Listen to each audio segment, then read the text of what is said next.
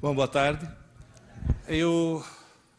Há alguns anos, uns 5, 6 anos atrás, eu fui homenageado pela Rede Globo no Dia dos Professores. No meio de uma aula, minha aula foi invadida pela Ana Maria Braga. Não sei se alguém chegou a assistir essa cena triste. E hoje, eu me sinto homenageado por ter sido convidado para conversar com vocês no Dia do Professor. E essa homenagem de hoje, para mim, é 1000 vezes mais importante do que a da Globo, com certeza absoluta. Eu comecei a dar aula com 18 anos. Tenho 65. Quando completei 60, fiquei muito feliz.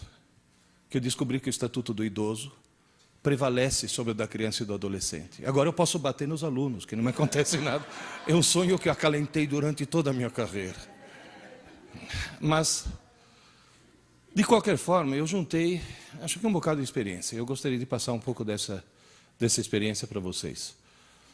Só no cursinho, eu já dei aula no fundamental, já dei aula no prézinho, já dei aula no colegial, dei aula em graduação, dei aula na pós-graduação da PUC, durante 4 anos, num curso de formação de terapeutas familiares.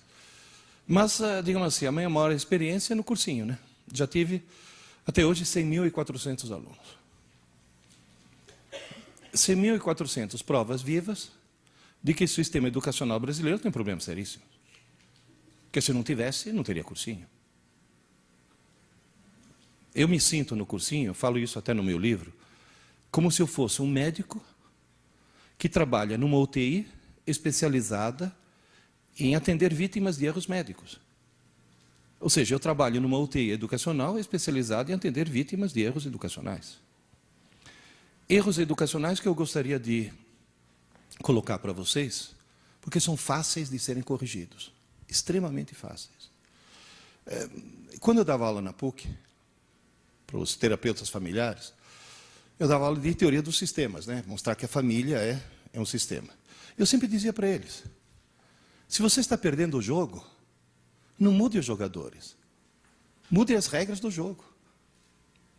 Se o sistema educacional brasileiro está doente, não precisa mudar os professores. Não precisa mudar os alunos e não precisa mudar as famílias. Tem que mudar as regras do jogo. Nós estamos jogando o jogo segundo as regras erradas. Partindo, inclusive, de princípios ou antiquados ou completamente equivocados. Quando eu falo antiquado, tem gente que já imagina, fala, esse cara não gosta de computador.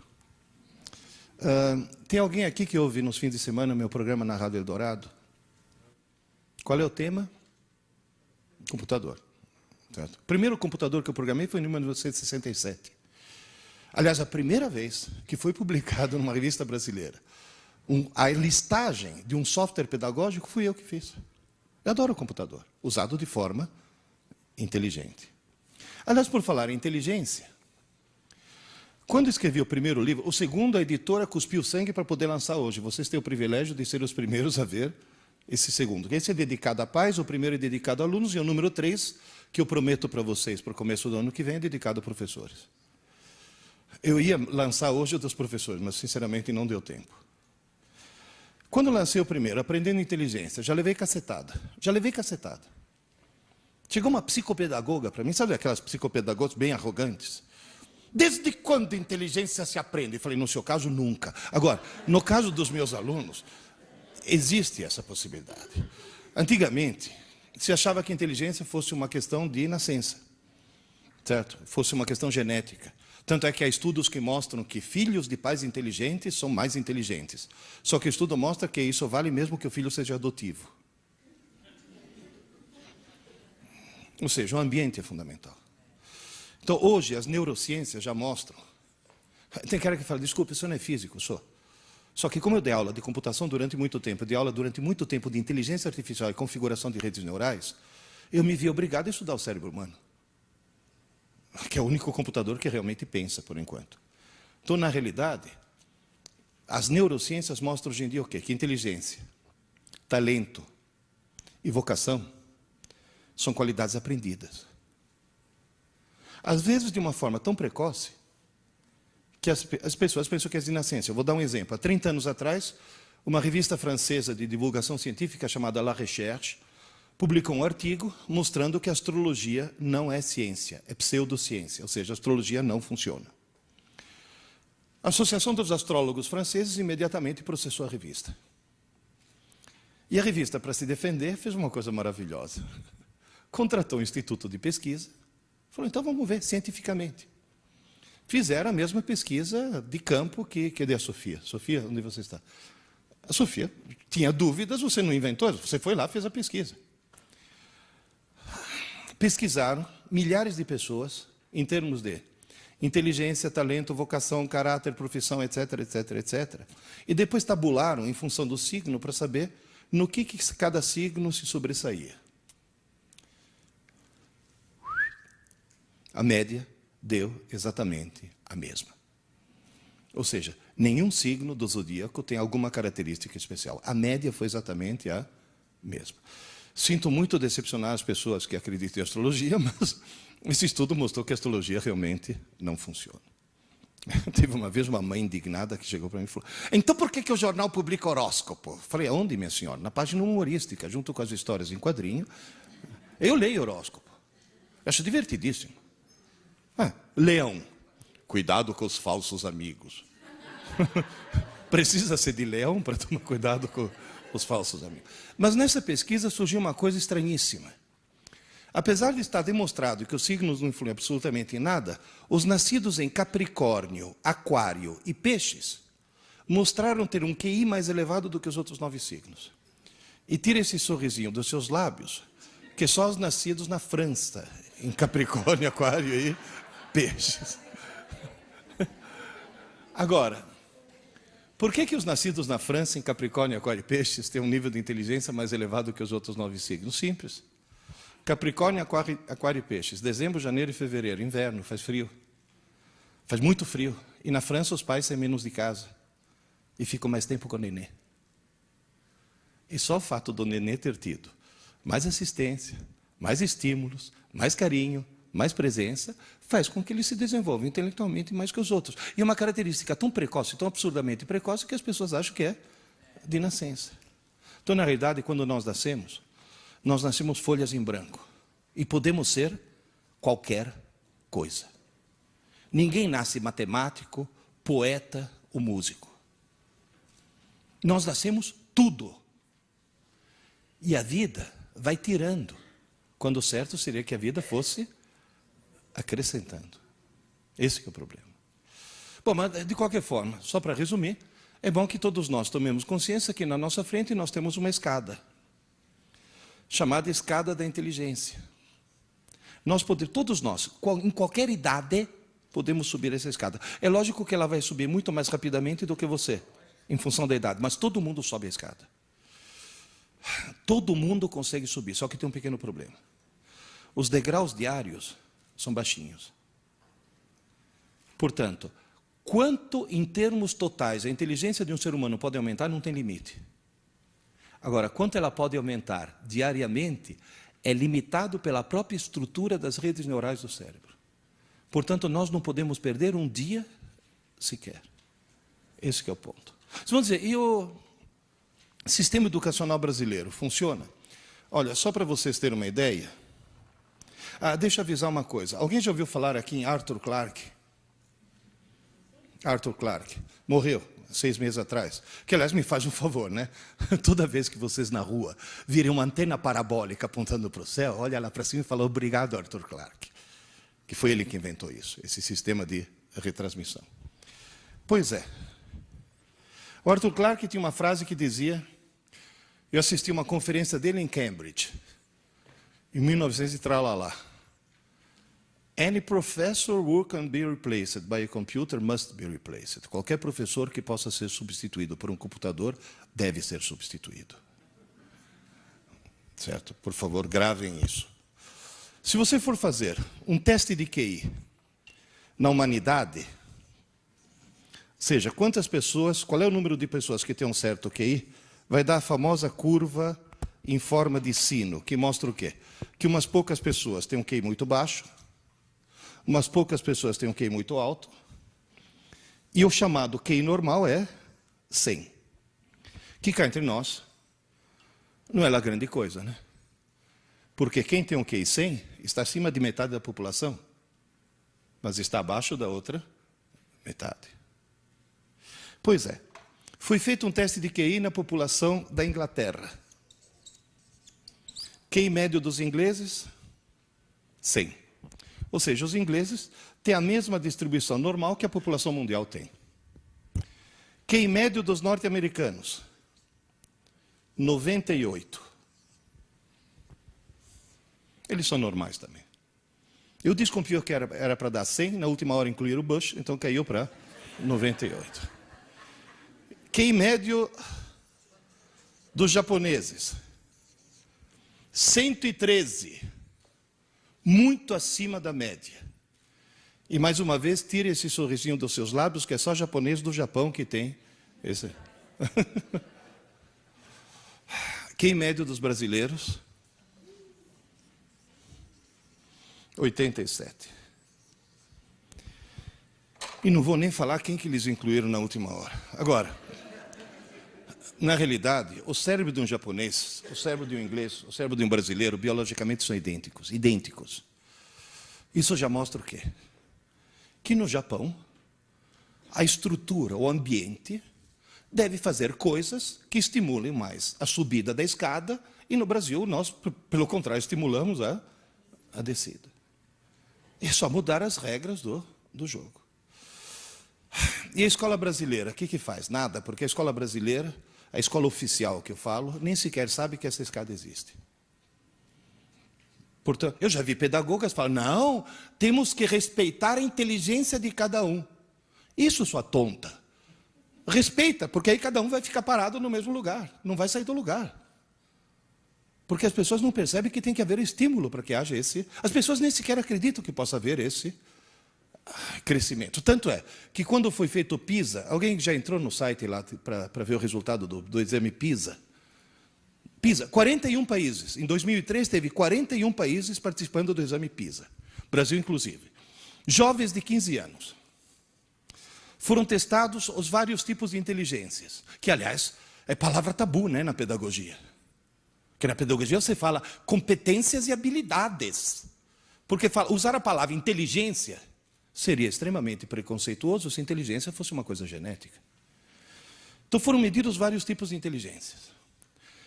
Alunos brasileiros vindo de escolas públicas e boas escolas particulares. 41 países. 41 países. A melhor colocação num dos quesitos dos alunos brasileiros, aquela que eles se deram melhor, eles tiraram 4º lugar, de trás para frente. Nós somos antepenúltimo. Na maioria nós somos penúltimos. Inteligência matemática não. Nós somos os últimos. Decididamente os últimos. Toda manhã quando eu acordo, eu levanto os olhos aos céus e falo, obrigado, Senhor, por ter criado a Tunísia. Muito obrigado por fazer a Tunísia existir.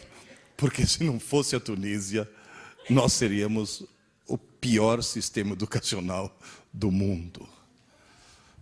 Então vamos fazer uma coisa? Vocês, nós, eu inclusive, somos os piores professores do mundo? Não. Os nossos alunos são os alunos mais burros do mundo? Não. Os pais dos nossos alunos? Bom, aí já... Agora, o que está errado são as regras do jogo. E a cultura, né? Por exemplo, quem é que está muito acima do Brasil? Os hermanos. Pero lo que hacen los argentinos, ¿por qué están tan arriba de nosotros? Simples. Por que tem muita gente chegando atrasado? Porque o trânsito de São Paulo é horrível. E por que o trânsito de São Paulo é... Não, tem gente que chegou adiantado porque acreditou no horário do Windows. Agora, que mudou o horário de verão antes da hora. Agora, por que o trânsito de São Paulo é horrível?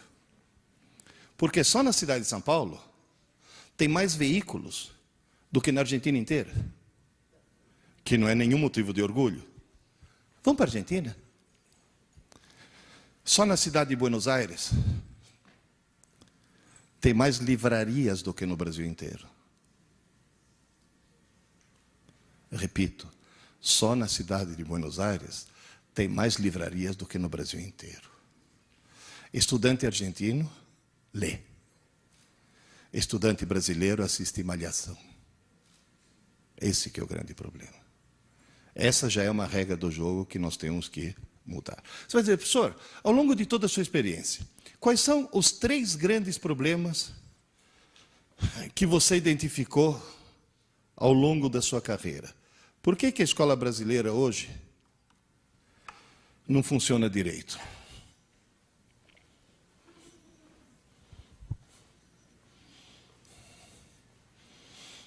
Hoje o aluno se sente no direito de conversar durante a aula.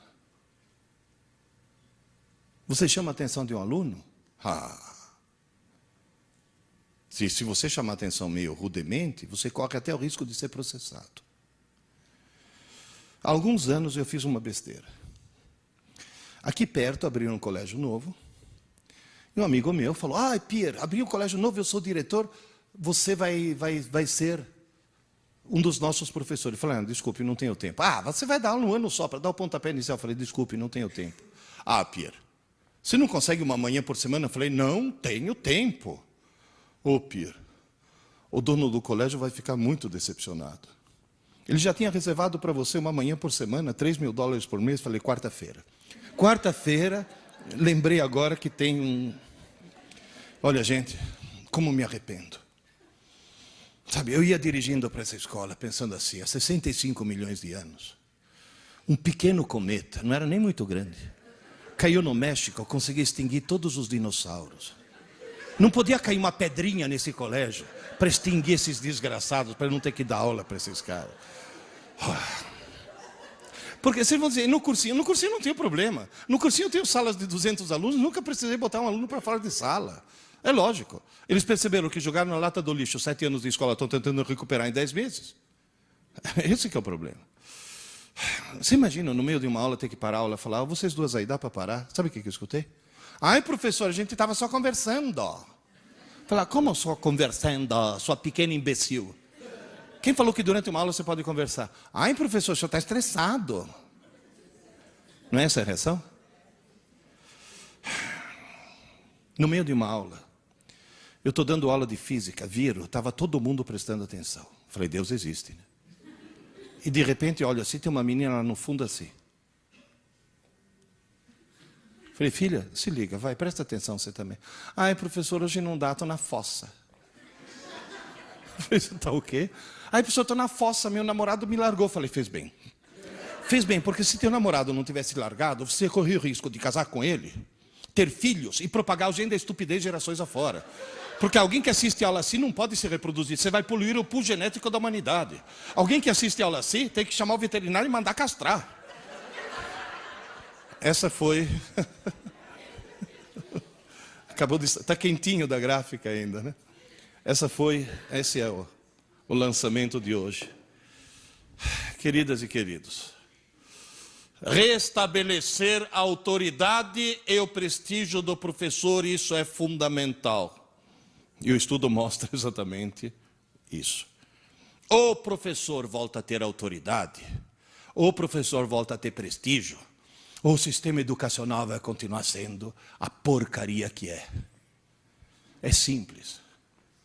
Levanta a mão quem se lembra de quando criança, ficar de pé quando o professor entrava na sala. Como dizia Osmar Santos, por que parou? Parou por quê? Qual foi a gênia da educação que chegou à conclusão que não está mais na moda levantar? Porque é um sinal de respeito. Vocês sabem por que eu dou aula? Hoje é lógico que é o dia do professor, mas eu só dou aula de avental. Por quê? Você já viu o padre rezar missa de bermuda? Não, né? Tem que haver aquele mínimo de cerimonial na aula. Tem que dizer quem é que é o professor, quem é que é o aluno. Tem que resgatar esse tipo de coisa. Eu sempre digo, exagerando um pouco, obviamente, que a escola vai voltar a ser uma boa escola quando o professor puder voltar a chamar o aluno de idiota. Sem ser processado. Tem gente que fala, mas você vai xingar. Não é xingar. Gente, existe uma velha piada, que é sem graça, hein? Não vão rir depois. Mas é uma piada para mim muito didática. Diz que a mocinha fez 18 anos, tirou carta de motorista, fresquinha. Acabou de ganhar um carrinho do papai. Ela sai toda se achando o máximo na estrada. Está escurecendo. De trás do morro tem uma curva, sai um carro que acende a luz baixa. Ela acende a luz baixa para mostrar que ela também tem. Aí o carro acende a luz alta, ela acende a luz alta. O carro passa por ela e grita, vaca. Ela grita, corno. Faz a curva e bate na vaca que estava no meio da estrada. Ou seja, às vezes você pensa que a pessoa está te xingando e a pessoa está tentando ajudar. Por isso que eu falo para os meus alunos, se eu te chamo de idiota, isso não é insulto, é um diagnóstico. Que é o primeiro passo para a cura. Gente, antigamente, o pai chegava para a professora primária, falava, professora, cá está meu filho, estou te entregando meu filho. Você faz esse menino aprender a ler, escrever e fazer conta. E se ele aprontar, você fala comigo que eu enquadro o moleque, tá? Não era isso? Hoje, já vi em porta de escola, eu vi isso. A mãe chegar para a filha e falar, agora você vai assistir a aula dessa bruxa, e se ela te encher o saco mais uma vez, você fala comigo que eu vou enquadrar, ela vai perder o emprego na porta da escola. Então, essa inversão de valores. Gente, eu estou cheio de escutar aluno que vira para mim e fala, ô Pierre, você só dá aula ou também trabalha? Entende? Como se ser professor deixou de ser profissão. E vou dizer mais. Agora vamos falar em termos trabalhistas. Professor, ganha bem ou ganha mal? Poderia ganhar melhor sem que isso implicasse nenhuma despesa adicional por parte do patrão? Sim, se voltasse a fazer o que existia quando eu era criança. Livro. O papel que você comprou para imprimir esse livro, você pagou imposto? Não. Por quê? Se você importa um livro dos Estados Unidos, você paga imposto? Não. Por quê? Porque pela Constituição brasileira, livro é imune de impostos. E por que professor não? Porque desde quando? Na minha época, professor não pagava imposto de renda, vocês sabiam disso? Não tinha desconto em folha. O nosso pior patrão não é o dono do colégio, o nosso pior patrão é o Estado. O que nós pagamos de impostos é um absurdo. Se a gente voltasse a ser imune, se livro é imune, por que professor não? Por maior razão, professor deveria ser imune. Próxima campanha do sindicato. Não, estou falando sério. E outra coisa, restaurar fé pública. Professor tem que ter fé pública. Porque se um guarda me multa, e eu digo, não estava fazendo, ele diz, você estava fazendo, a palavra dele vale mais do que a minha, porque ele tem fé pública, coisa que o marronzinho da CET não tem. Vocês sabiam disso? Ele não tem autoridade desse tipo de multa, porque ele não tem fé pública. E professor voltar a ter fé pública. A palavra do professor tem que voltar a ser uma coisa importante. Segundo problema, que é o mais grave de todos. Aluno brasileiro, e quando eu falo aluno, estou incluindo vocês quando eu estava fazendo a faculdade, viu? Aluno brasileiro não estuda para aprender, estuda para tirar nota. E se estuda para tirar nota, tira nota. Passa de ano. E consegue um diploma. Só não consegue aprender. Vocês vão dizer, mas professor, se um aluno tira uma boa nota, não quer dizer que aprendeu? Eu conheço duas técnicas para tirar uma boa nota sem aprender. Uma é ilegal, outra é legal. Qual que é ilegal? Cola. Vocês sabiam que numa faculdade, se pegar um aluno de mais de 18 anos colando, teoricamente o professor teria que ir na delegacia fazer um BO? Então eu vou dar um conselho para todos vocês. Pegou um aluno teu colando, tirar a prova e dar zero não é castigo. É obrigar o ladrão a devolver o fruto do roubo. Pegou um aluno teu colando, chama a família. Teu filho tentou roubar. Segunda vez suspende. Terceira vez expulsa. É maçã podre. Porque se deixar alguém nessa idade colar, quando crescer vira o quê? Senador. Tá certo? Nós temos que cortar o mal pela raiz. Olha, o ACM lá, o Antônio Carlos Magalhães, na hora que foi ver o resultado, eu não estava colando. Qual é a segunda técnica para tirar uma boa nota sem aprender?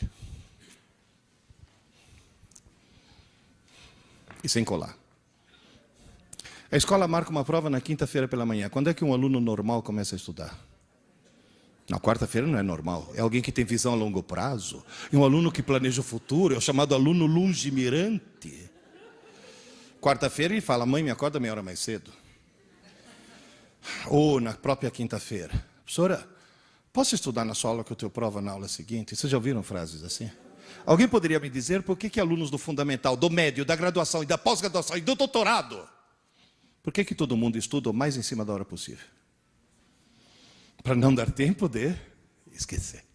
E se tiver tudo fresquinho, tira a nota. E depois? Que grande e gigantesca palhaçada é o nosso sistema educacional. Eu sempre falo que o nosso sistema educacional tem duas desgraças. Uma é calendário de prova. Porque aí o cara estuda para prova. Não. E a cultura. Eu já vi mãe falando, ô filho, desliga esse videogame, menino, vai estudar, você tem prova amanhã. Essa mãe acha que está ajudando o filho. Essa mãe está cometendo um crime hediondo. Essa mãe devia ser presa sem direito à fiança. Essa desgraçada está arruinando a vida do filho. Porque está induzindo o filho a estudar, porque tem prova. E mesmo a gente comete esse erro. Presta atenção, isso vai cair na prova. Vocês percebem a distorção? A enorme distorção. Terceiro problema. Somos um país de analfabetos funcionais. Somos um país de analfabetos funcionais. Ou seja, nós somos um país em que, teoricamente, o índice de analfabetismo é baixo. Mas na hora que você vai checar, você descobre que nós temos um monte de pessoas que sabem transformar letras em sons, mas não em ideias. Gente, vou dar um exemplo de analfabetismo funcional, aproveitando que você está aí. Quando eu casei com a tua mãe, era meu filho. Quando eu casei com a mãe dele, ela chegou para mim e falou, sabe, meu avô é velhinho, eu estou quase, está no fim da vida, coitado. Eu queria dar o último prazer para ele. Falei, qual?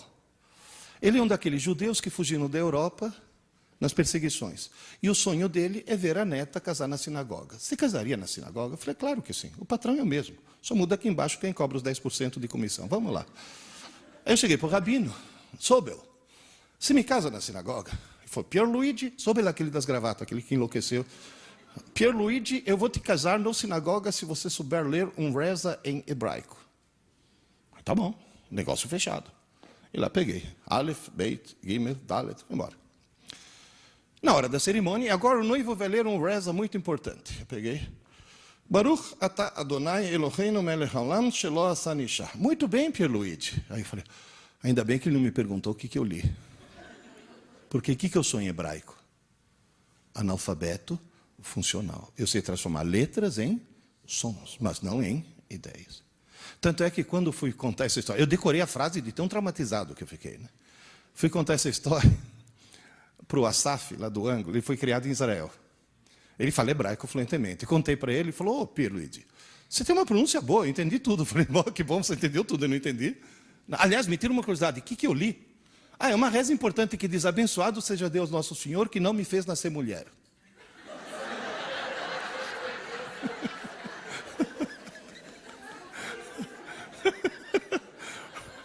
Bom, mas para mim está sendo útil. É que quando eu dou aula, chega uma aluna e fala, professor, posso sair? Estou com cólica. Eu falei, pois não, filha. E lá dentro eu penso, Baruch atah Adonai. Mas, de qualquer forma, nós temos um problema terrível. Professor, quais são as causas disso tudo? O que está acontecendo? Por que nós viramos, por exemplo, um país de maleducados? É o péssimo hábito que existe nos lares brasileiros e você tem que falar com os pais dos teus alunos e com vocês mesmos para acabar com essa maldita mania de deixar a televisão ligada o tempo todo. Porque a televisão ligada o tempo todo me permite o quê? Nesse momento está o Jô Soares tentando falar comigo. Eu dou as costas para ele e começo a conversar com você sobre um assunto completamente diferente. E nós dois estaríamos sendo extremamente mal educados se ele estivesse aqui em carne e osso. Mas como ele está numa TV, virou o quê? Um zum, zum, zum. O brasileiro se acostumou a ter um zum, zum, zum no fundo. É o zum, zum, zum o tempo todo. Onde quer que você vá, tem um televisor ligado. Zum, zum, zum, zum, zum, zum, zum, zum. Outro dia eu fui fazer uma palestra na FIAP, auditório no 8º andar. Peguei o elevador. O que tinha dentro do elevador? Televisor. Com propaganda das Casas Bahia. É o zum, zum, zum o tempo todo. Quando a Rede Globo não transmitia 24 horas por dia, aquele chiado da madrugada, sabe aquele chuvisco? Tinha 10 pontos no Ibope. A televisão ligada o tempo todo. Você deixa na tua casa, na cozinha, o liquidificador ligado o tempo todo? Não, de repente dá vontade de fazer uma vitamina, já está ligado. Quer dizer, então a televisão, o estado normal de um televisor é desligado. Vocês estão rindo? Entrei na internet, www.thinkgeek.com, $8,99. Você está rindo, né, Sofia? É o controle remoto ninja. Desliga qualquer televisor do mundo. Esse daqui do restaurante aqui do lado, só consegui emudecer ele. Mas se eu tivesse ficado mais um pouco, eu tinha conseguido desligar. Eu estou no hotel, tomando meu café da manhã, alguém tentando me vender o carnê do baú da felicidade. Ah, não. Não, e o gozado é a reação dos outros hóspedes. Eles não percebem que o televisor foi desligado. Mas percebem que sumiu o quê? O zum, zum, zum. Aquele zum, zum, zum de fundo. Outro dia, eu moro numa chácara, pedi para o meu caseiro me ajudar a fazer compra no Carrefour, que era muita coisa. No meio das compras, bateu fome. Eu fui comer um sanduíche com ele. Enquanto nós dois sentamos com o nosso sanduíche refrigerante, e na parede, obviamente, tinha a Globo, né? Eu peguei o ninja aí. Aí o Marcelo começou a rir muito. Falei, Marcelo, você nunca viu isso? Foi isso daqui eu já vi. Eu nunca vi isso. Eu olhei do lado, tinha um cara com um sanduíche já mordido, olhando para a TV apagada assim. Gente, imóvel. Aí eu peguei o ninja, liguei a TV de novo, ele voltou a comer. Gente, o cara deu um pause na vida. Tirou zum, zum, zum, parou de viver. Voltou zum, zum, zum, voltou a viver. Então posso pedir um favor? Hoje, quando vocês chegarem em casa, começa por vocês. Desliga a TV. Está ligada? Desliga. Ai, não posso mais assistir TV. Claro, mas liga na hora que você quer. E depois desliga quando termina o teu programa. Ai, hoje é o último capítulo de Dupla Face, ou coisa desse tipo. Tá bom. Aqui, não tinha uma novela assim? Duas Caras, isso. Oh. Sim, é mesmo. O conceito é o mesmo, vai. Agora o que é? A predileta, a preferida, a favorita. Hoje é o último capítulo. Que horas começa? Às 9. Que horas termina? Às 10. Liga a TV às 9 e desligue às 10. Porque aí você assiste o que você quer, senão você assiste o que eles querem. Televisor está transformando os brasileiros em mal-educados. Todos nós estamos ficando mal-educados. Esse é um problema que dá para resolver. E dá para resolver restaurando o prestígio do professor. Principalmente isso. Qual era o segundo problema? Estudar para a prova. Por que as pessoas estudam para a prova? Porque as pessoas têm dentro do crânio uma coisa maravilhosa chamada cérebro, o melhor computador do mundo. Só que veio sem manual de instruções. E as pessoas não sabem usar. Para não ficar agora aqui com... Eu não vou querer dar uma aula de neuropedagogia para vocês. Então, para simplificar, eu vou fazer uma metáfora. Aprender é escrever no cérebro. Tudo bem? Aprender é escrever no cérebro. Só que em cada região você escreve de uma maneira diferente. Naquela região azul, cerebelo, aquele que fica na base do crânio, é como se você pegasse um formão e um martelo e fosse cavando letra após letra na pedra. Você tem uma laje de pedra e fica com um formão e martelo batendo e cavando letra após letra. Demora para escrever, não demora? Agora, qual é a vantagem? Depois que você escreveu, você não apaga nunca mais. Está claro isso? Levanta a mão quem levou algum tombo para aprender a andar de bicicleta. Certo. Quem não levantou a mão não sabe andar de bicicleta. Por que todos nós levamos algum tombo? Porque foi muito difícil escrever no cerebelo a habilidade de andar de bicicleta. Agora você vai ficar 30 anos sem subir numa bicicleta. A hora que você subir, o que vai acontecer? Você sai andando. Você sai pedalando. Foi difícil escrever. Mas você não apaga nunca mais. Então você pode dizer, eu aprendi a andar de bicicleta. Um dia eu estava atravessando a Avenida Paulista, de carro, com o teu irmão. Você é o 4.2, era o 5.2. Estava com o teu irmão. Era ele. Que chegou e falou, ô pai, o que está escrito no alto daquela igreja? Eu falei, aonde? O que é aquele? Deo in honorem sancti Aloisii. O que é isso, pai? Eu falei, é latim, filho. E você sabe o que está escrito? Eu falei, deixa eu ver. Deo, terminação O é dativo, objeto indireto. In honorem acusativo. Sim, in regio acusativo. Sancti Aloisii é genitivo. Aí está escrito, filho, que essa igreja foi construída para Deus em honra de São Luís. Ele me olhou de uma forma muito estranha. Falei, pai, você não é professor de física? Eu falei, sou. E você sabe latim? Aí eu expliquei para ele, filho, quando eu tinha a tua idade, 14 anos, latim era uma das matérias da escola, que infelizmente algum imbecil de Brasília resolveu tirar, certo?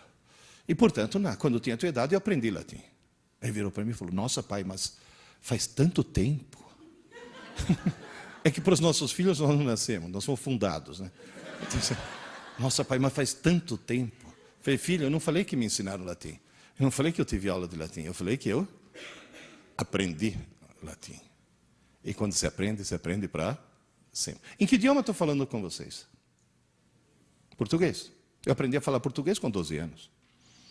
Eu tenho 65 e estou falando português até hoje. Moral da história, eu aprendi a falar português. Aprendi a aprender para sempre. Então, na realidade, escrever no cerebelo é onde você escreve a psicomotricidade e você aprende para sempre. Deixa eu fazer uma experiência com vocês. Só um instantinho. É que eu vou precisar das duas mãos. Será que eu consigo pôr aqui? Segura para mim, só um segundo. Todos vocês, por favor, levantem a mão direita. A direita é de lá, hein? Sim, porque já vi gente descobrir assim. Aqui está a direita.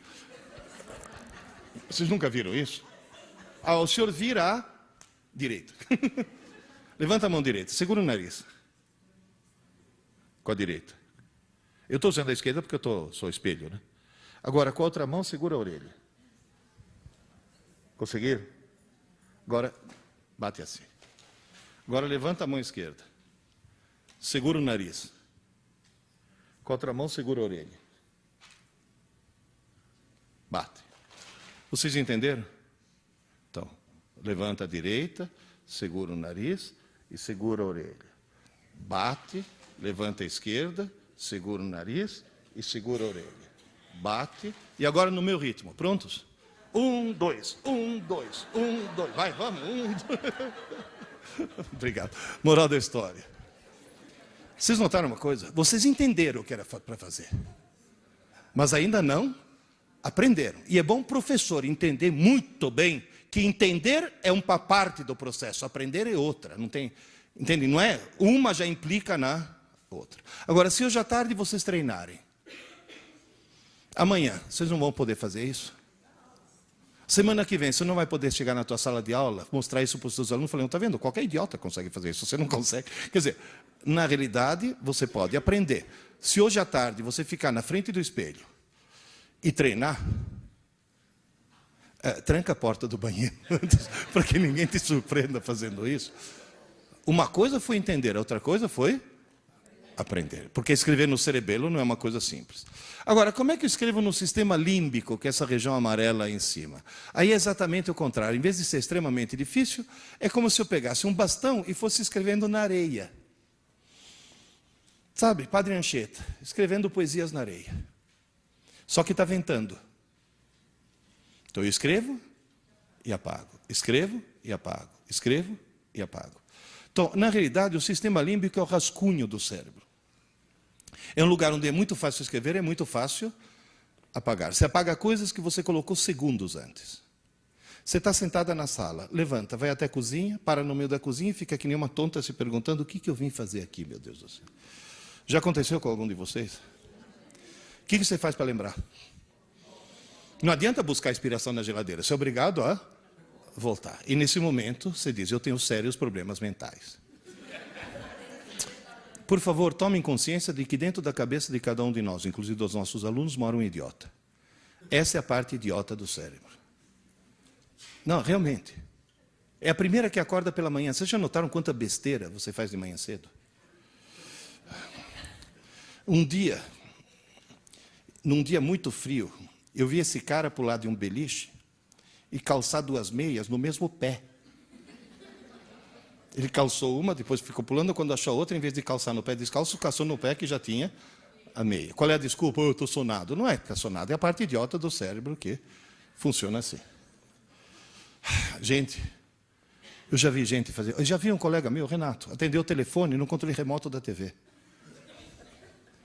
Eu, de manhã cedo, olha quem está falando. Eu já escovei os dentes com hipoglós. Alguém que chega a esse extremo tem problema, certo? Agora, você sabe qual é a boa notícia? É que lá no córtex, naquela outra região, dentro de cada um de nós, mora um gênio. Mas mora um gênio mesmo. Só para vocês terem uma ideia, quando eu dava aula de inteligência artificial na engenharia da computação, nós fizemos um cálculo.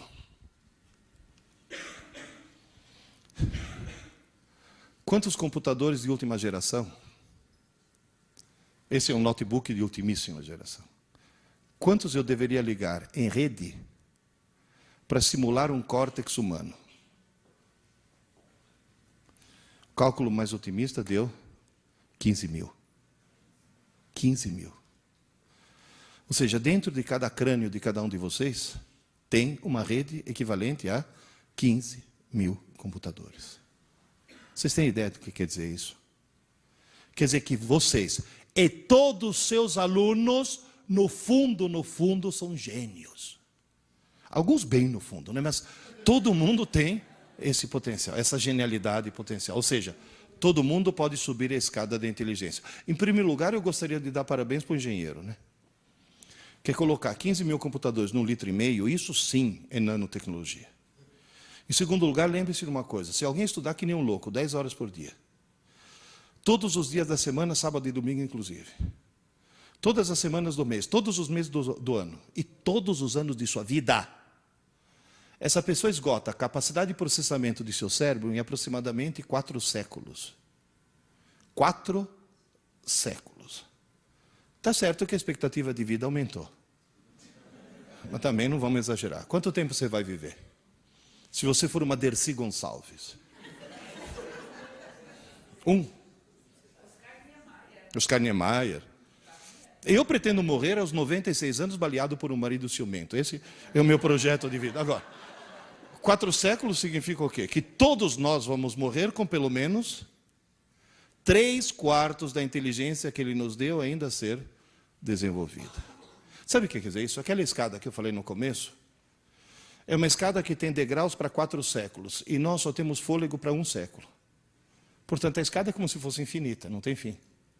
Porém, insisto, os degraus são baixinhos. Professor, escrever no idiota é fácil? É, mas apagar também é fácil. Escrever no gênio é difícil? É, mas apagar também é difícil. É a mesma coisa que o cerebelo. Escrever no gênio você não esquece nunca mais. Agora vem a pergunta que vale $1,5 milhão. Por que $1,5 milhão? Porque se eu for na porta da ASUS e falar, eu quero comprar 15 mil desses por atacado, eles vão vender a $100 cada um. $100 vezes 15 mil dá $1,5 milhão. Dentro da cabeça de cada um de nós tem um patrimônio de $1,5 milhão. Quando você trabalha, o salário que você ganha não é salário, é leasing. É o aluguel de um equipamento que custa $1,5 milhão. E você vai dizer, por que tem salários tão diferentes? Porque quem está alugando depende de que degrau ele está. Se for alguém que se preocupa em subir a escada, o leasing vai ser cada vez mais alto. Agora, vem a pergunta de $1,5 milhão. Prontos? Na hora que seus alunos, do fundamental, do médio, da graduação, da pós-graduação, estudam mais em cima da hora possível para fazer uma prova, estão colocando as informações no idiota ou no gênio? No idiota. Esse é o câncer da escola brasileira. Você vê aluno entrar na sala de aula, o cara entra assim. sem chacoalhar a cabeça. Que se você chamar e falar, ô Zé, que foi? Pronto, agora embaralhou tudo. Agora eu vou ter que estudar de novo. Ou aquela menina que entra assim, não fala comigo, não fala comigo, não fala comigo. Ou aquela que chega e fala, professora, dá a prova logo, pelo amor de Deus, antes que eu esqueça. Posso dizer uma coisa? Vocês entenderam a farsa que é o sistema educacional brasileiro? É uma farsa.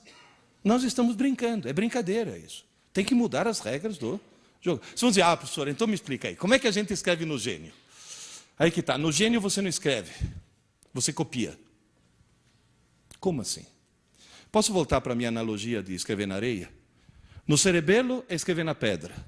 No sistema límbico é escrever na areia. Agora atenção, eu estou escrevendo na areia. Quer um conselho? Como dizem em Piracicaba, carca fundo, mas carca bem. Porque depois que você cansar de escrever, você vai dormir. Você some de cena. E entra em cena uma rotina automática, que eu chamo encarregado da manutenção, que chega nessa areia, que está afundada, joga cimento em cima. Obviamente, onde tem uma valeta bem funda, o cimento é mole e penetra. E na hora que essa placa de cimento endurece, você levanta essa placa de concreto, tudo que estava em baixo relevo vai estar agora em alto relevo. Essa placa de concreto é levada para um gigantesco armazém chamado córtex e é armazenada para sempre, porque o concreto e a pedra, onde você escreveu no cerebelo, são igualmente duros. Só que no cerebelo ainda dá para escrever acordado. No concreto, você teve que dormir e deixar que essa rotina entrasse no lugar. Moral da história, é como no computador, quando você digita uma tecla qualquer, o código dessa tecla não vai para o HD, vai para a memória RAM. O que é a memória RAM? É um rascunho, é uma memória pequena e provisória, é a areia do computador. Eu quero gravar para sempre, eu quero salvar. Então você copia para o HD. Ninguém escreve diretamente no HD. Primeiro você escreve no rascunho e depois é que você passa para o HD. Então isso significa que até certo ponto o cérebro humano é muito parecido com o computador. O sistema límbico faria o papel de RAM. E o córtex faria o papel de HD. No cerebelo você escreve na pedra, no rascunho você escreve na areia, e no córtex você armazena as placas de concreto que foram moldadas noite após noite. Isso significa o quê? Que escrever no teu rascunho é a coisa mais fácil do mundo. Você escreve facilmente e algum tempo depois, lixo. Escrever é fácil, mas apagar é tão fácil quanto. Você vai dizer, professor, quanto tempo depois? Sei lá, minutos, até horas. Mas nunca dias. O que está escrito na areia pode durar minutos, pode durar horas, mas nunca dias. E esse que é o grande equívoco, porque quando dura horas, o cara está com a informação aí, olha lá, está disponível, olha lá, está disponível, qual é a sensação que o cara tem? Que esteja disponível para ser. E no dia seguinte, o famoso, como era mesmo? Como é que se escreve no córtex? É que eu estou sem mousepad aqui, não é que eu estou sem pontaria, não estou bêbado. No córtex, você escreve pegando uma rede neural, desligando alguns neurônios e ligando outros. Você muda o circuito do cérebro. E mudar o circuito do cérebro com o cérebro acordado é a mesma coisa que trocar o pneu do carro com o carro em movimento. Ninguém consegue. Na Fórmula 1 tenta às vezes, mas atropela o mecânico. Se você quiser trocar o pneu do carro, quiser fazer a manutenção, primeiro você para o carro, depois você troca o pneu. Moral da história, durante o dia, todas as informações que entram no teu cérebro entram no rascunho, na areia. Só que como o rascunho é pequeno, quando está entupido, a reação é sono. Quando chega à noite, aquele famoso... Não é corpo cansado. Corpo não sente sono. Aquele... É cérebro entupido. É o cérebro falando, pelo amor de Deus, Desliga esse troço que eu preciso fazer manutenção. Aí o que você faz? Dorme, obviamente. Você vai dormir para que entre o cara da manutenção. Na hora que você dorme, a atividade elétrica do teu cérebro cai quase a zero. Nesse momento você tem que ir de alcachofre em coma. Depois, de repente, começa uma atividade muito intensa. É o chamado sono REM, REM de Rapid Eye Movement. Embaixo da pálpebra, você vê os olhos se movendo. Se alguém te acordar nesse momento, você falou bem no meio do meu sonho. Depois volta a parar, depois volta a atividade. Parou. Parou o carro. Atividade, trocou o pneu. É nesse momento que é feita a manutenção do cérebro. Queridas e queridos, à noite, vocês não dormem para descansar. Descansar, vocês estão descansando agora, que estão sentados. À noite, você dorme para sonhar.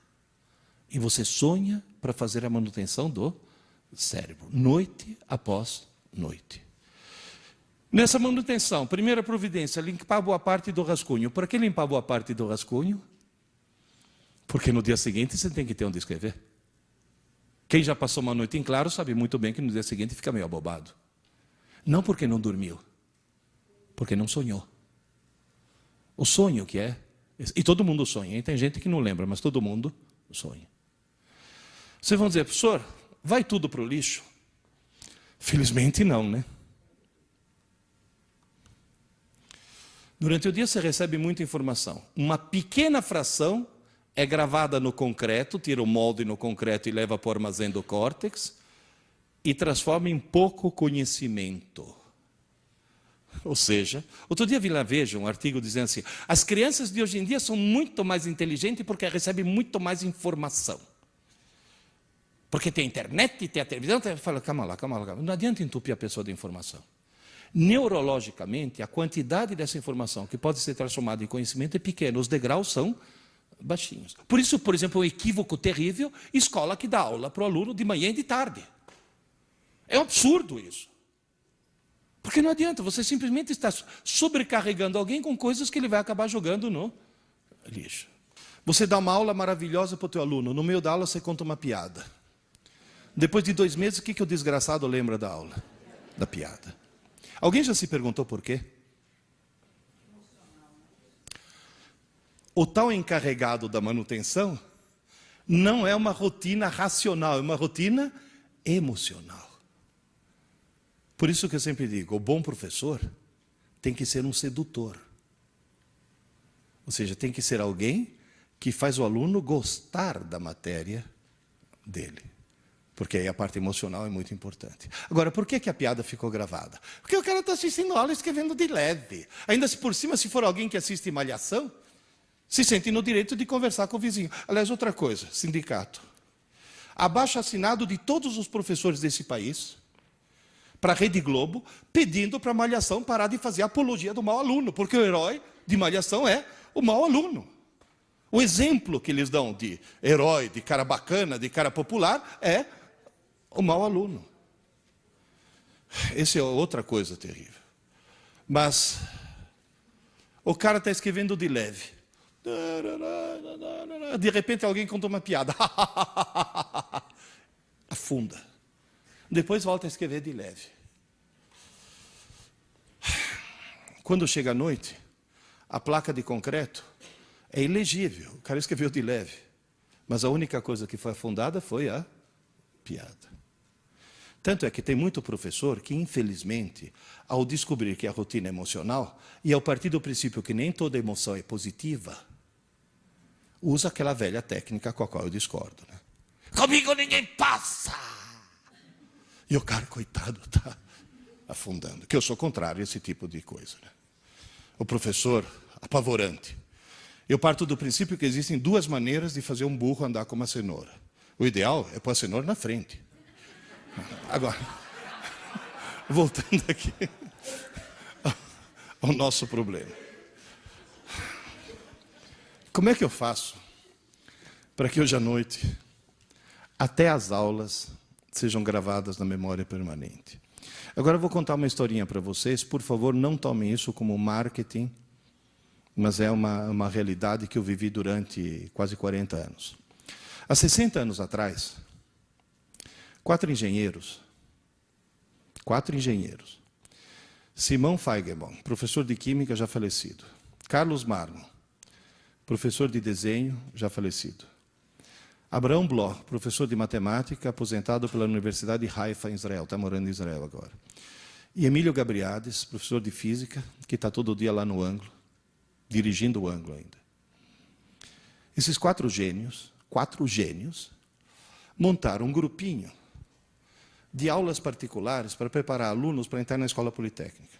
Só que eles davam aula tão geniais que o grupinho foi crescendo, virou uma sala, e nesse momento se criou uma coisa, sem querer criar uma coisa chamada cursinho. Não tinha lugar onde ficar, alugaram uma sala no Colégio Anglo-Latino da Aclimação, que não tem nada a ver com ângulo. Mas ficaram conhecidos como aqueles 4 lá do ângulo. Aí o nome ângulo pegou e acabou virando a marca. Muito bem. O que esses 4 gênios descobriram? Que se eles dessem 4 aulas geniais pela manhã,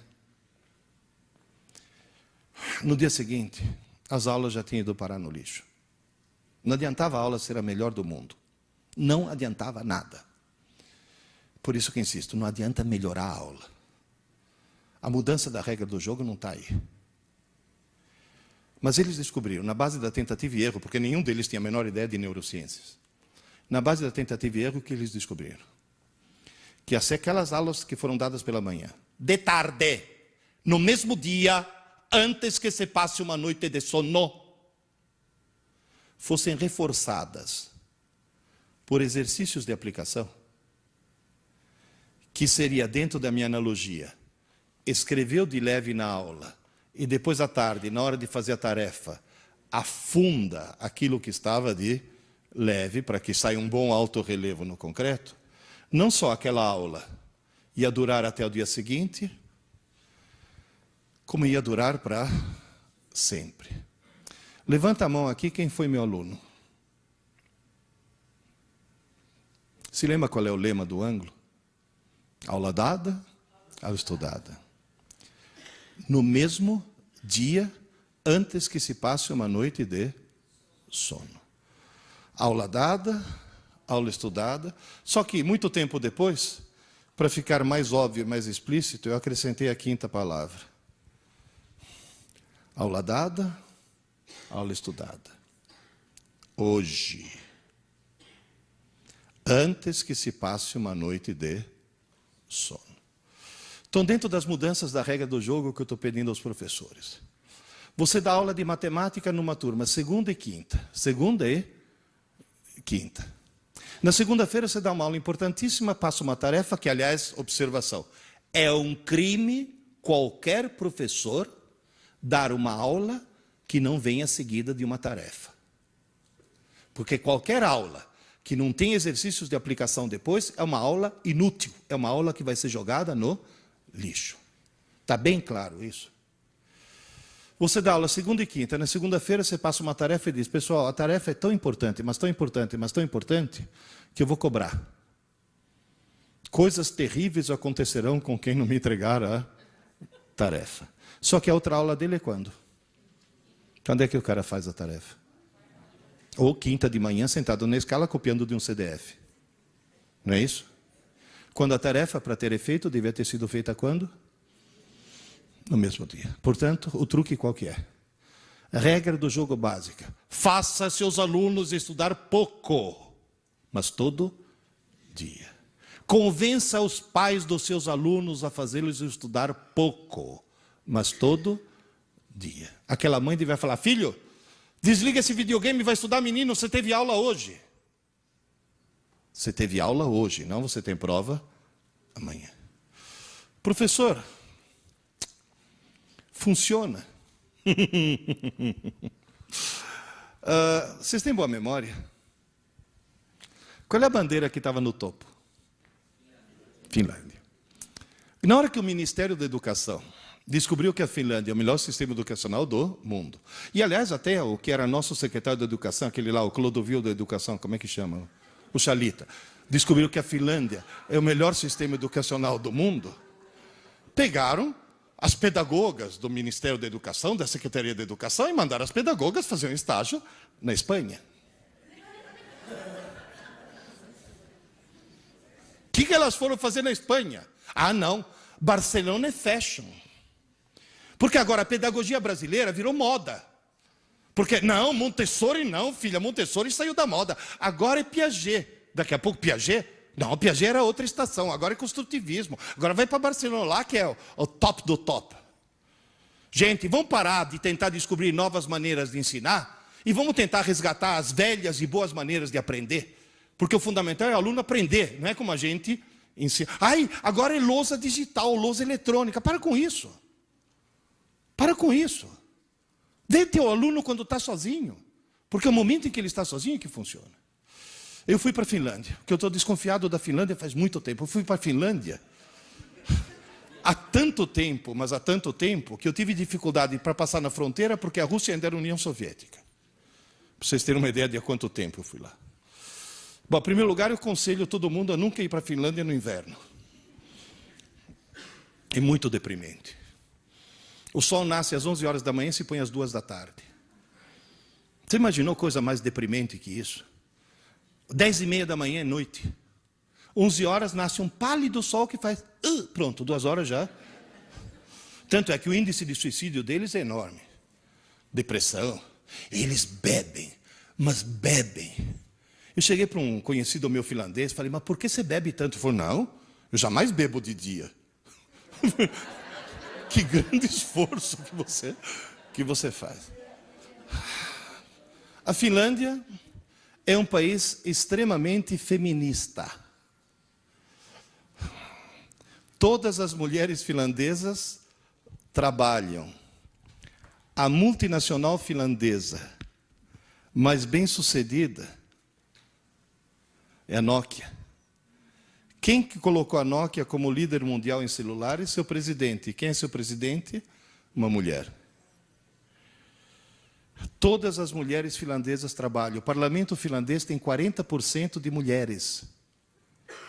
40% do parlamento são mulheres. Todas as finlandesas trabalham.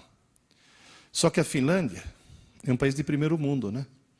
Não tem babá, não tem empregada doméstica. Portanto, todas as escolas finlandesas são período integral. Porém, só tem aula pela manhã. À tarde eu fui visitar.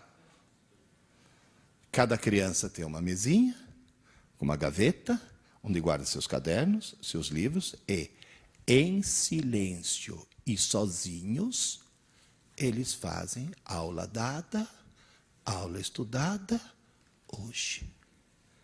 E são o melhor sistema educacional do mundo. Eu sempre digo que a Finlândia somos nós, na rua Tamandaré 596, faz 60 anos. E nunca veio nenhum secretário da educação perguntar para a gente por que vocês têm tanta eficiência e tanto sucesso. Por quê? Nós não temos os melhores professores e nem temos o melhor material. Nós temos os melhores alunos na medida que eles se convenceram que um bom aluno é alguém que estuda pouco, mas todo dia. Gente, essa é a regra do jogo que eu imploro para vocês mudarem. Por quê? É tal história. O aluno acha que nós não existimos fora da escola e nós achamos que o aluno não existe fora da escola. O aluno é gozadíssimo. Eu estou jantando num restaurante e passa um ex-aluno. Ô, Pierre, você comendo? Essa é a reação. O chato é quando o ex-aluno é caixa do motel, né? E a pergunta é a mesma. Agora, na realidade, assim como eles acham que a gente não existe fora da escola, a gente acha que eles não existem fora da escola. Portanto, o pedido que eu vou fazer para vocês, por favor, virem 180 graus. Virem 180 graus. Parem de se preocupar em melhorar a aula. A aula já está boa. Vocês dão boas aulas. Só que vocês dão boas aulas inúteis. Porque aquela boa aula depois vai parar no lixo. Vira 180 graus. Não vai fazer que nem aquela loira da TV que virou 360 graus. Né? Ela falou, minha vida mudou, virei 360 graus, que voltou ao mesmo ponto. Quer dizer, moral da história, vira 180 graus e tenta imaginar teu aluno em casa. Quem é de escola pública sabe que a dificuldade é que tem aluno em casa que nem mesa tem. Por isso que, inclusive, uma das coisas que a escola pública deve fazer é escolas de período integral. Porém, insisto, tendo aula apenas pela manhã. E vou dizer mais.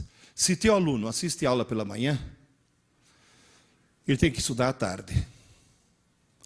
Se teu aluno assiste a aula à tarde, tem que estudar à noite, não na manhã seguinte. E se alguém aqui assiste a aula à noite, eu tenho uma boa notícia e uma má notícia. A má notícia é que você vai ter que dormir meia hora mais tarde. A boa notícia é que, como a aula está tão recente, na areia está tudo bem marcadinho ainda. Portanto, aquela meia hora de estudo é mais do que suficiente. Mas tem que ser antes que se passe uma noite de sono. Com isso, o que vai acontecer? Número 1, não precisa mais falar para o aluno não estudar para a prova. Ele sozinho vai descobrir que não precisa mais estudar para a prova. Número 2, ele vai perceber que nunca mais ele vai esquecer as coisas. Tem aulas que eu dei para você que você lembra até hoje. E faz pouco tempo, né? Foi há 30 quilos atrás. Você lembra como eu era magrinho? Terceira surpresa. O QI aumenta. O QI aumenta. Ele fica mais inteligente. Agora, como é que ele pode descer a escada da inteligência? Bom, em primeiro lugar, continuando a fazer o que ele faz até hoje. Lembrar sempre o seguinte, existe o momento da aula e muito tempo depois existe o momento da prova. Aluno inteligente estuda o mais perto possível da aula. Aluno desorientado estuda o mais perto possível da prova. Agora eu vou fazer mais uma pergunta de $1,5 milhão. Prontos? Qual vocês acham que é a porcentagem de alunos brasileiros que se encaixa nesse esquema aqui? 99%. Portanto, vamos fazer uma coisa? Vamos fazer nossos alunos virar 1%? E aí, a coisa vai crescendo. Porque, inclusive, lembre-se de uma coisa. Os nossos alunos, conforme você estava comentando, vão entrar no mercado de trabalho que tem cada vez mais gente e cada vez menos necessidade de mão de obra. Quanto bancário foi para o olho da rua por causa da internet e do caixa eletrônico? Outro dia eu fui dar aula magna na Unisa Digital. Para quem que eu dei aula? Para 2 câmeras e uma antena parabólica. E a aula foi retransmitida para 52 universidades. Se não fosse a tecnologia, precisaria de 52 Pierluigi para fazer aquilo que um Pierluigi só fez. Certo? Agora, insisto mais uma vez. Uma aula magna, uma palestra, são todas coisas que a eletrônica pode suprir. Agora, aula de verdade, se não tem o olho no olho, se não tem o professor recebendo o feedback do aluno, não funciona. O professor de verdade é alguém que dá aula olhando para a cara dos alunos e recebendo o feedback imediato. Está claro isso? Isso é fundamental. Transformar em 1%. Como é que nós conseguimos abaixar o nível de inteligência? Você tem uma menina que está querendo ver como termina o último capítulo de Sabrina. Ela está interessadíssima em ver como termina o livro. Mas ela mora numa casa onde a TV está ligada. Sem querer, o que ela faz? Assiste a TV. E você vai dizer, o que ela assiste? Pela 17ª vez, ela assiste A Volta à Lagoa Azul. Ela já assistiu esse filme 16 vezes, é o filme que mais passa na TV. Agora, o que leva alguém a assistir A Volta à Lagoa Azul? Foi hipnotizada. Porque a televisão hipnotiza. Eu já trabalhei na televisão. Eu sei como funcionam os bastidores da TV. A função da TV é imbecilizar. Eu trabalhei 4 anos na TV Educativa de Santos. Eu era âncora de um programa. E 2 anos na TV Cultura. Alguém lembra de um programa chamado Qual é o Grilo? Lembra? Que foi quando eu fui preso. Me perguntaram a opinião sobre o que eu achava, como professor de física, de construir centrais nucleares em Peruíbe. E como o programa era ao vivo e não tinha censura prévia, eu pude dizer, qualquer governo que num país como o Brasil pense em construir uma central nuclear, ou é burro, ou é corrupto. E, aliás, quando fui preso, teve muita gente que falou, olha que coisa. Depois me soltaram logo em seguida. Olha que coragem que teve aquele professor. Bateram palma. Quem é que bateu palma? O mesmo pessoal que agora está em Brasília, estão construindo a Angra 3. Foram os mesmos. E os motivos devem ser os mesmos também. Na década de 50, foi inventado um eletrodoméstico maravilhoso que prometia divertir. E na Alemanha inventaram um remédio maravilhoso, aquele lá em cima, que prometia fazer as mulheres grávidas não sentir enjoo. O pessoal comprou a TV e se divertiu. As mulheres grávidas compraram o remédio e não sentiram enjoo. Só que esse remédio chama talidomida. E as crianças começaram a nascer sem braço, sem perna, sem olho, assim, com grandes problemas. Até hoje existem hospitais no mundo que abrigam as vítimas da talidomida. E a televisão virou a talidomida do século XXI. Por quê? Olha, gente, posso dizer uma coisa? Eu recebo centenas de e-mails, no meu programa de rádio, que é um programa de informática. 20% dos meus ouvintes têm mais de 60 anos. O que mostra que a escada todo mundo sobe. 20% dos meus ouvintes são deficientes visuais. São cegos que trabalham no computador e, obviamente, trabalham pelo som e não pela imagem. 20% dos meus ouvintes são pessoas que não têm computador, não querem ter computador, mas querem ouvir dois amigos conversando, que é uma coisa que faz falta hoje em dia. E o resto é o resto do público. Quem é que manda as dúvidas mais inteligentes? Os cegos. Você vai dizer, mas por quê? Cegueira aumenta o QI? Não, mas não assistir TV aumenta. Não, estou falando sério. Estou falando sério. Vocês não... Gente, a TV intencionalmente acaba com o espírito crítico das pessoas. Por quê? Por uma razão muito simples. Porque se não abaixar teu espírito crítico, você não compra. Gente, outro dia eu estava no hotel assistindo um programa do canal Discovery, e aí vi uma propaganda que durou acho que uns 10 minutos. Olha, 10 minutos é grana, hein? Mesmo uma TV por assinatura, 10 minutos de propaganda. Quer dizer, que o cara está vendendo o produto. O que ele está vendendo? Um sofá de plástico preto inflável. Agora eu pergunto, em nome de Deus, por que alguém vai querer em casa um sofá de plástico preto inflável? Que se você sentar sem camisa e levantar, ele vem junto. Tem algum motivo? Tem. Mostra lá a propaganda que você está...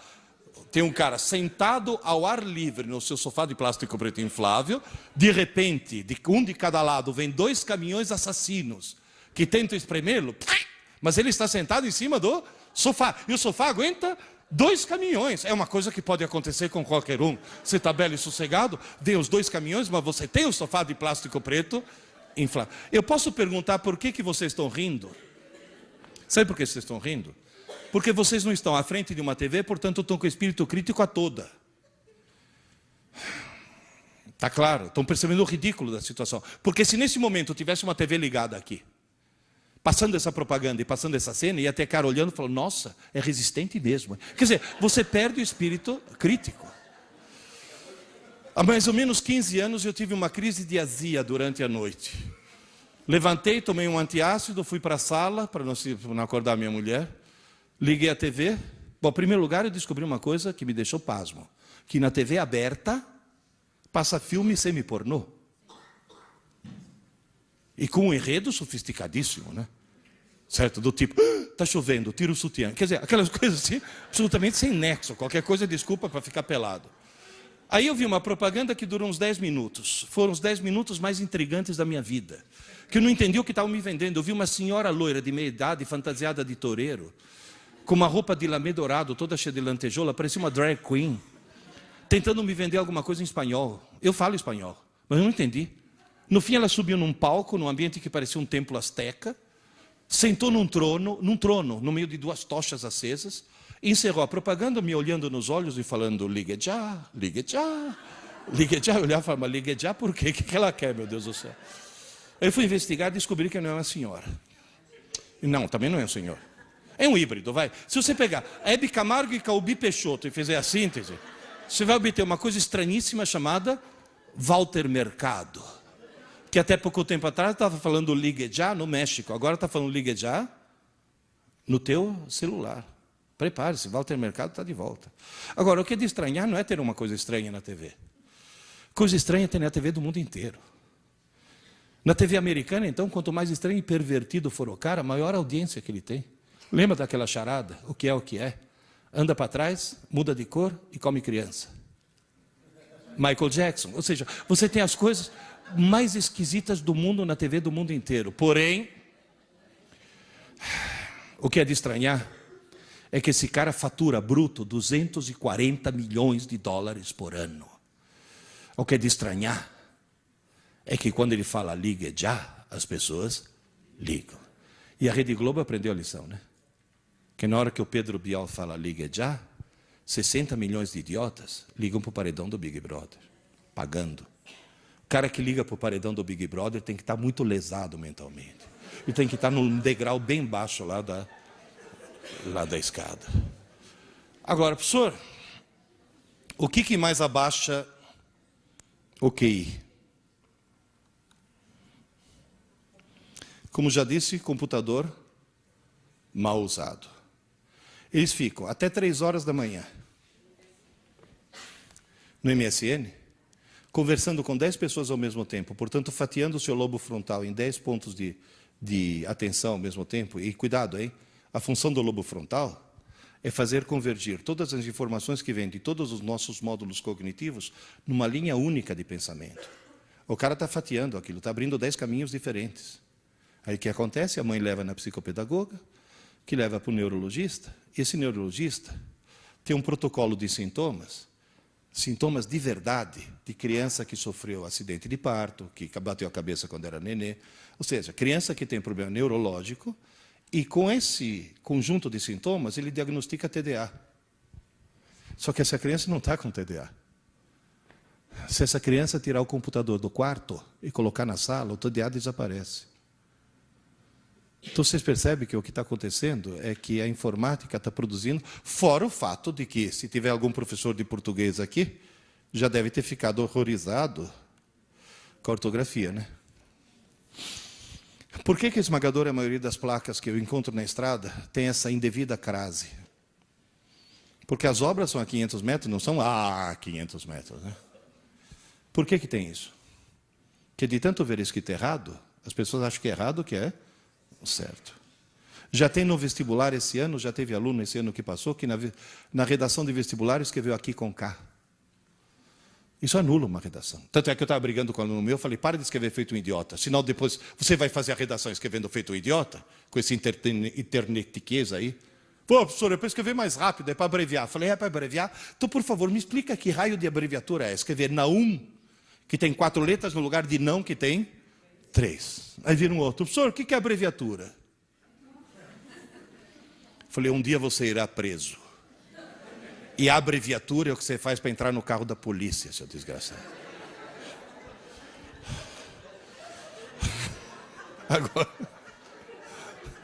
Agora, gente, última notícia mais grave.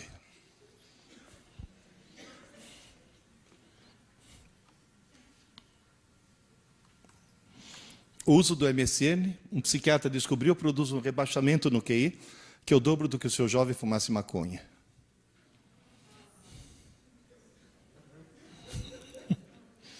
Eu já tive aluno que falou, professor, vou vender o computador e comprar maconha. Eu falei, não, seu desgraçado. As duas coisas são igualmente ruins. Professor, e outra coisa, fone de ouvido, além de ensurdecer, e quando usado de um lado só, produzir labirintite, o uso constante de fone de ouvido, um pesquisador japonês descobriu que tira do jovem a capacidade de articular a fala de forma coerente. Gente, talidomida eletrônica. O problema não é o uso, o problema é o abuso. Está claro, gente? Então é uma coisa com a qual nós temos que tomar muito cuidado. Porque em nome da modernidade, agora é tudo moderninho, agora o professor tem que ser up to date. E tem que saber mexer com tecnologia. Vai nessa. É claro que tem que estar familiarizado com... Isso daqui fui eu que fiz. Não pedi para ninguém fazer esse trilho. Eu sei programar em HTML. Isso daqui são coisas que você tem que saber fazer. Mas tomar muito cuidado. Professor, tem alguma coisa fascinante que a pessoa não consiga deixar de fazer, que seja assim, absolutamente avassaladora, e que mesmo assim faça subir a escada da inteligência? Livros. Não tem mouse, mas só se sai bem na vida quem lê muito.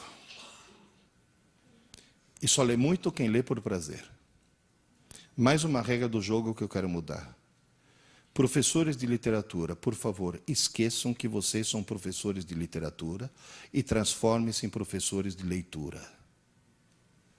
Porque do jeito que é dada a literatura hoje nas escolas, em vez de criar o prazer pela leitura, se cria o ódio pela leitura. Você pega uma criança de 12 anos e fala assim, eu vou te fazer descobrir o prazer pela leitura. Toma, Iracema. Nunca mais ela chega perto de um livro. Primeiro, professor de leitura. Depois é que vira professor. Se você começar com Harry Potter, você chega em Machado de Assis. Se você começar com Machado de Assis, você não chega em lugar nenhum. Criar o prazer pela leitura. Como é que se cria o prazer pela leitura? Eu tive essa sorte quando eu tinha 9 anos. Eu morava na Itália, fui buscar o livro semanal da minha mãe na banca de jornal. Minha mãe adorava livro de mistério, Agatha Christie, essas coisas assim. Eu não gostava muito. Aí o jornaleiro chegou para mim e falou, Pierluigi, saiu uma coleção nova aqui. Urânia, ficção científica. Não quer levar o número 1? Arthur Clarke. Arthur Clarke, naquela época. Falei, o que é? É mistério também? Ele falou, sim, mas é outro tipo de mistério. Uma espaçonave que vai para Marte, é os alienígenas. Opa. Marte. Comprei. Levei para casa e perdi o fôlego. Sabe quando você faz...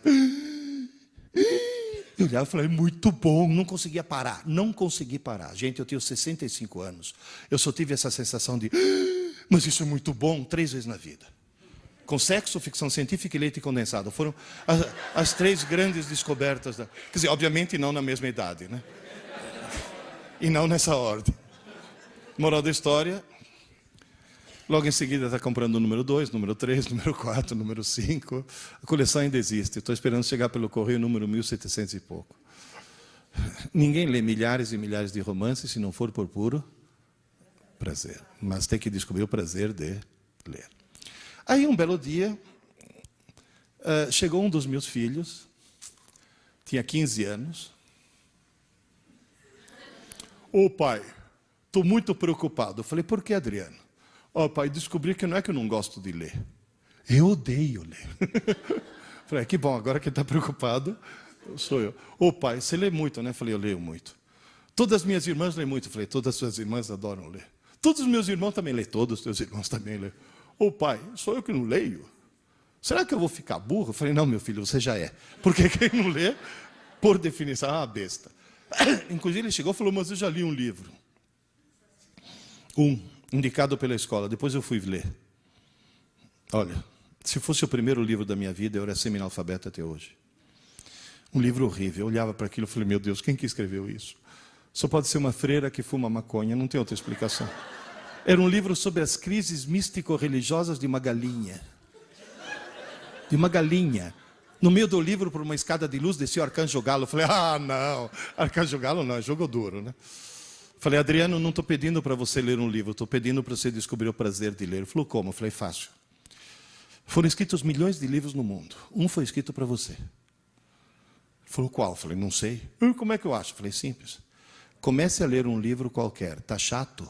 Para e começa outro. Para, pai. Para. Porque a tua tarefa não é ler um livro, é descobrir o teu livro. Se está chato, não é teu livro. Começa outro. Está chato? Para. Começa outro. Está chato? Para. Começa outro. Está chato? Para. Falei, sabe qual é o perigo?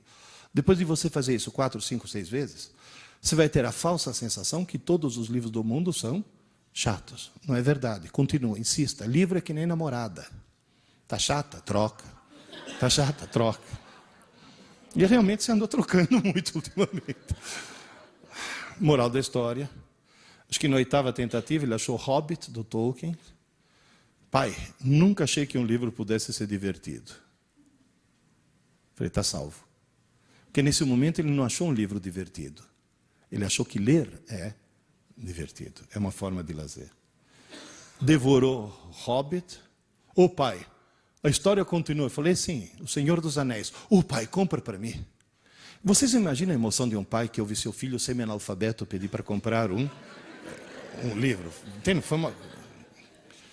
Achei. Olha, custei achar, sabe por quê? Porque nesse país abençoado por Deus, que tem menos livrarias do que na cidade de Buenos Aires, livro só fica na moda quando aparece o filme. Alguém já ouviu falar num filme intitulado Eu, Robô? Com Will Smith? Você sabe quando é que eu li esse livro, do Isaac Asimov? Faz 40 anos. 40 anos. E ninguém leu. Eu chegava para os meus colegas do ângulo, leia, Eu, Robô. Que isso? Autobiografia do Maluf? Não, é um livro de ficção fantástico, meu Deus do céu. Bom, moral da história. Ele devorou 1.200 páginas. Ô pai, tem mais alguma coisa no gênero? Falei, que tal a história do Rei Arthur, Mago Merlin, Cavaleiros da Távola Redonda? 4 volumes das Brumas de Avalon. Alguém leu aqui? Devorou. Pai, tem mais alguma coisa no gênero? Eu falei, Adriano, vamos mudar de gênero, senão daqui a pouco vira feiticeiro, né? Daqui a pouco eu vou ter um Gandalf andando de cajado pela casa, né? As Aventuras Completas de Sherlock Holmes, lembra desse? Tijolão desse tamanho, devorou. Bom, para encurtar a história, hoje, essa peça que está aqui, ele lê fluentemente em português, italiano, espanhol, francês, inglês, está começando alemão, pelo menos você foi para Frankfurt, serviu para alguma coisa. É formado em administração de empresas e virou diretor de uma editora. Tamanho amor que ele pegou pelos livros. Livro muda muito as pessoas, muda demais as pessoas. Uma professora de literatura de Santa Cruz do Rio Pardo chegou para mim e falou, ô professor, eu sou professora de literatura e adoro ler. Quase que eu falei, ainda bem, né filha, você está na profissão certa. O nosso irmão é professor de... A minha irmã é professora de história e adora ler. E o nosso irmão não é professor, é uma besta. O cara não lia nem bula de remédio, professor. Além de tudo, desgraçado é corintiano. Mas aí minha irmã foi numa livraria e encontrou um livro intitulado Aventuras e Desaventuras do Timão. Diz que o corintiano era tão corintiano que, ao saber que o livro tratava do Corinthians, está salvo. Descobriu que o livro contava histórias do Coringão muito mais interessantes do que ligar uma TV e ficar ouvindo o abominável Milton das Neves. O camarada adorou aquele livro. Logo em seguida ele estava lendo a biografia do Rivelino, História das Copas do Mundo. Só que em Piracicaba tem um ditado que diz, se abrir a porteira, não passa um boi, passa a boiada. Ele começou a ler de tudo. Aí a irmã dele me contou, falou, professor, adivinha o que aconteceu 2 anos depois que minha irmã encontrou aquele abençoado livro? Falei, o que houve? O nosso irmão publicou um livro de poesias de autoria dele. Gente, um corintiano escrevendo poesias. Olha o milagre que um livro consegue fazer, uma coisa assim, quase que sobrenatural, uma coisa assim, fantástica.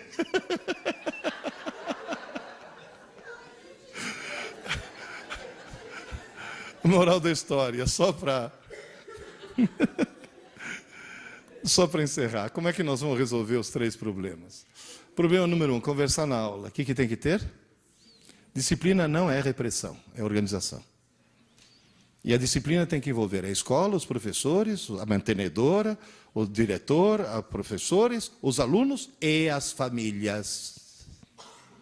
Isso que é fundamental. Porque tem mãe que é terrível. Quer ver uma coisa? Aula dada, aula estudada, hoje. Uma escola que faz isso religiosamente, todos os alunos, pode fazer prova surpresa?